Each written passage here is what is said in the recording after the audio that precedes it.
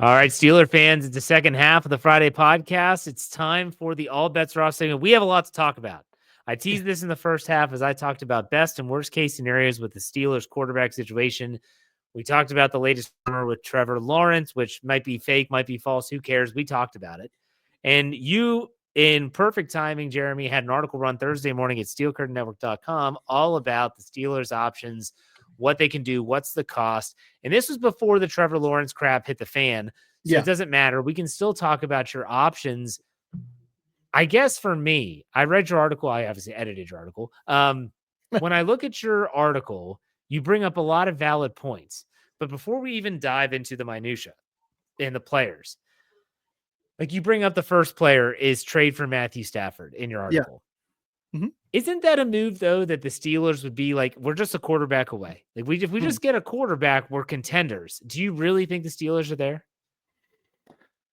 I don't know. I think that with a good offseason and the right quarterback, yeah, I think they could be in that conversation in the AFC. But to me, it's always about finding the quarterback. And yeah, if you can do that and then try to add pieces around that, I think the fact that the Steelers have already invested heavily in the offensive line and that they are looking this offseason to improve in the trenches on the other side and maybe at the skill positions on offense, you've got a clear path to improvement where a top flight quarterback needs the most help. So offensive line, skill position group, and then improving the defense. So to me, it makes sense still for Matt Stafford. And I know he'll be a little pricier than, say, Justin Fields. I know that he would be somebody you have to give up a draft pick for.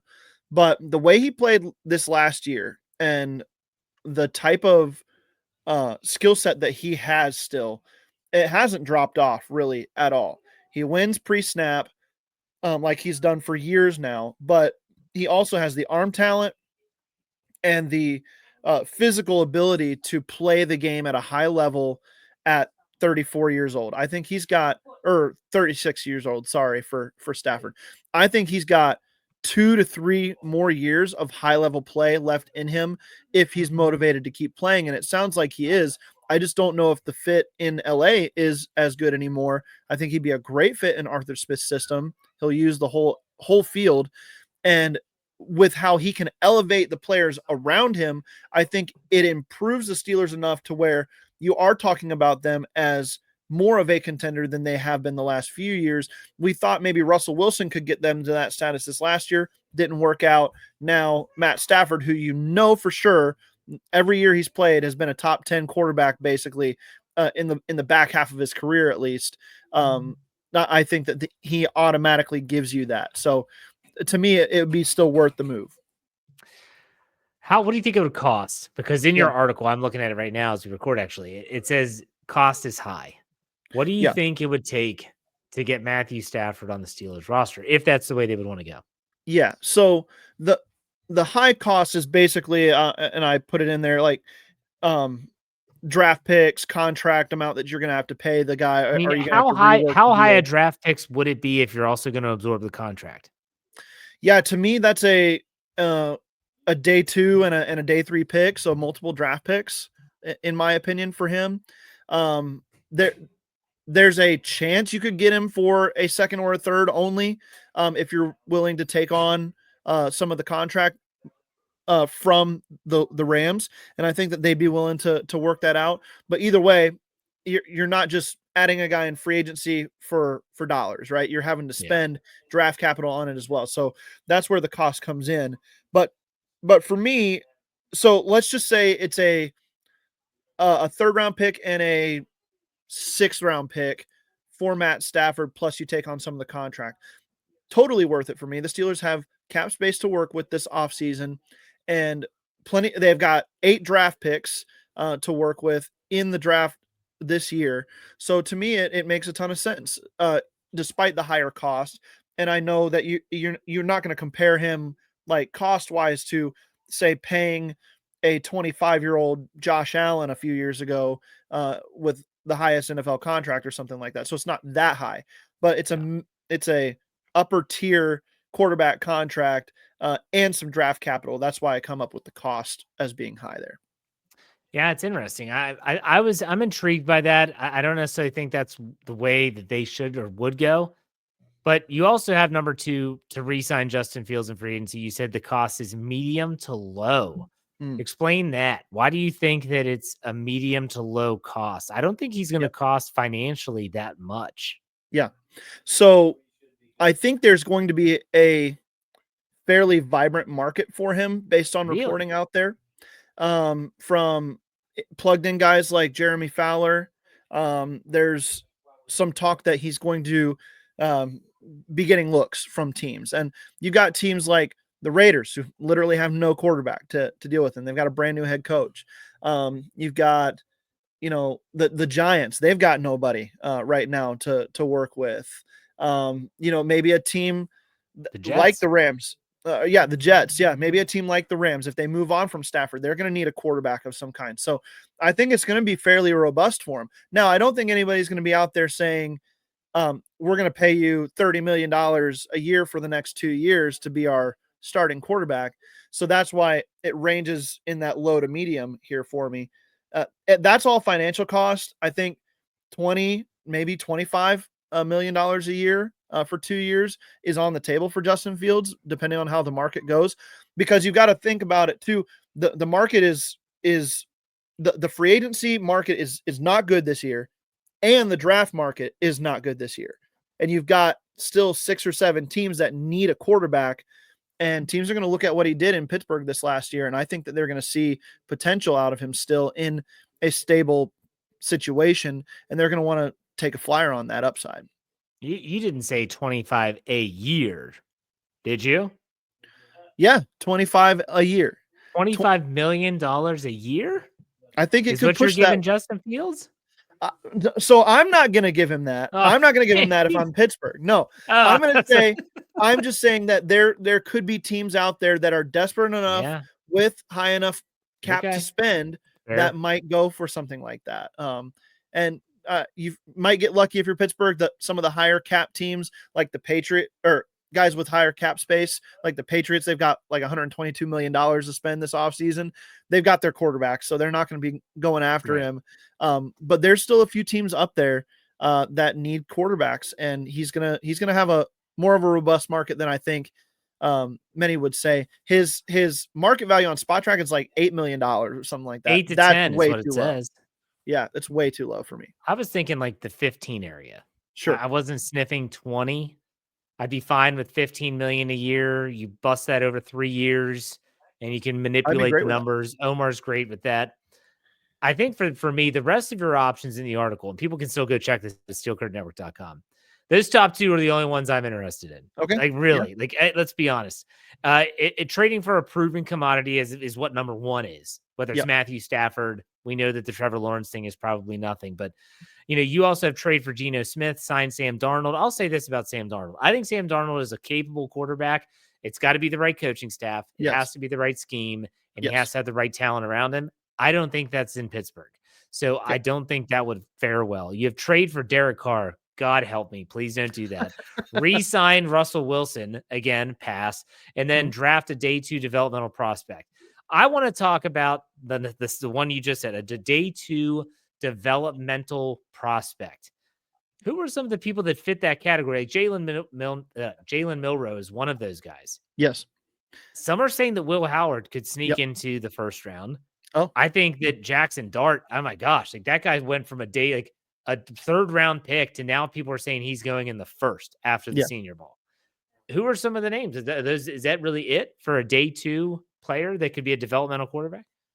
So this to me is going to look a lot like the Kenny Pickett year, where you're going to have 1 or 2 guys go early, and then it's just going to be a dry spell at quarterback because teams aren't going to be willing to take the risk on a guy high when they can get maybe surer things at positions of need in other with their higher draft picks. Right.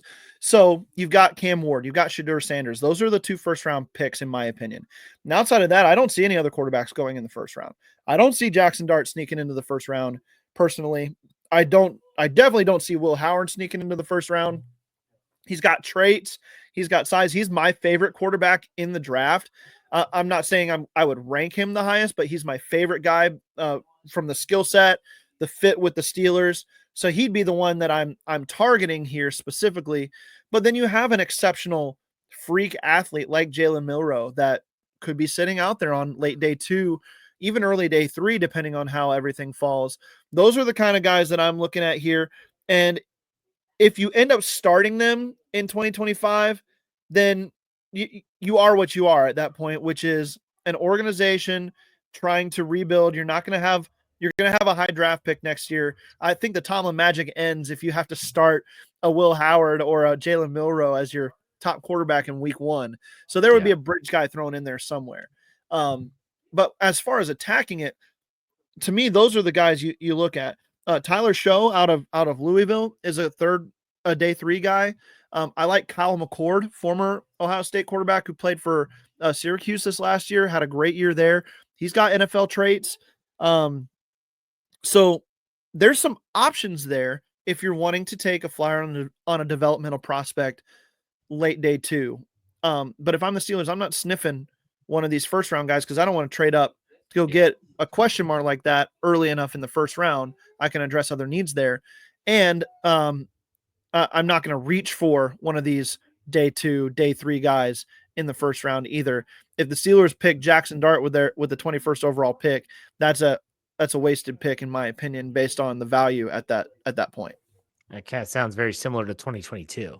Yeah, very. Yep. It is. It's a repeat of that story. Yeah. You're going to see a huge stretch of time where there's no quarterbacks taken in this draft, I think. And it's going to be a lot of talk about, well, who's going to be the next team to take a quarterback? They could take a quarterback. Oh, they went with running back or wide receiver or defensive tackle, some of the deeper positions. I think that for me, I think about the situation the Steelers find themselves in, not just a quarterback, just in general. There's some holes that need filled in terms of positional need in the trenches at skill positions. And when you look at the Steelers quarterback situation, that's glaring. I feel like they're stuck between a rock and a hard place right now. You agree or disagree? I really do. Again, the free agency crop is not good, kind of across the board, but at quarterback specifically. And then the draft isn't good there. You're not picking in a good spot to get one anyway. And then the trade markets, I mean, all the young stars, they're under contract for multiple years past this year. You're not going to get anybody under the age of 32 probably without spending draft capital on them. So, and then you do have the other needs. You need help on the defensive line. You need help in the secondary. You need a running back. You need a wide receiver.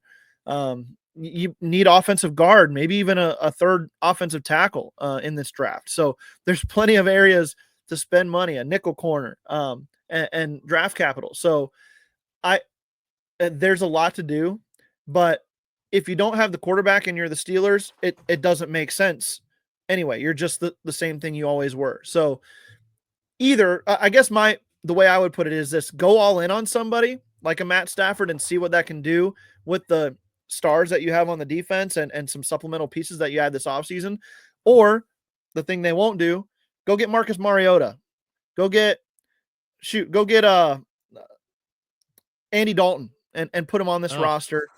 Win 6 or 7 games, 5 games, whatever it is, and take your top 10 NFL draft pick into Pittsburgh next year and go get your quarterback in the future. Man, I don't like talking about that. Yeah. And like, I'll just say this too, because I mentioned it in the re-sign Justin Fields in free agency. The reason that he's number 2 on my list is he is still the best combination of immediate and future upside for the Steelers at the lowest cost. So that is still what makes the most sense for Pittsburgh right now, because you potentially solve all your issues if he improves on what he did to start last year in an offseason where Arthur Smith can build the offense around him and they can add talent to that offense to fit his skill set. That said, will they go that route? Are they pursuing other options? That's still my favorite move, other than swinging for the fences for a guy like Stafford, or heck, Trevor Lawrence, if you can swing it with a team that I don't think is going to be willing to dance on that front. Yeah, and I think too, when you talk about Justin Fields, I think what a lot of people like that decision is that, okay, so let's say it's a crash and burn scenario. Then you probably set yourself up in future draft for a better draft pick, better draft slot. If it works out and you've created something special, then you have your answer. So I agree with you, total upside. It's going to be interesting, and I'm sure by the time we talk next week, we'll have some new information, some new rumors and reports to discuss. In the meantime, what's coming up for you, Jeremy, both on the podcast side and the written side? Yeah, on the written side, I'm starting a series, and I'll have one done here soon for print and editing here. Jeff, I'm sure you'll hit that one up. It is I'm starting with the NFC East, the Super Bowl champion division. And I'm going to go through each division and talk about their wish lists this offseason. We'll do a couple of those a week as we approach the start of the new league year, free agency, and then the draft. So keep an eye on those on the written side. I'll have some Steelers articles coming out as well in that time frame. And then on the podcast side, if you missed the fix from yesterday, we went through outside free agents that the Steelers could target, value picks and high-end picks that you might want to take a look at. And then on the Draft Dynasty podcast, we're just filing through draft stuff. So keep an eye on that as well. And tune in on Sundays throughout the offseason for the Steelers Q&A. All right. Love it, man. Appreciate the time as always. Until next week, take it easy. Have a good one, Jeff.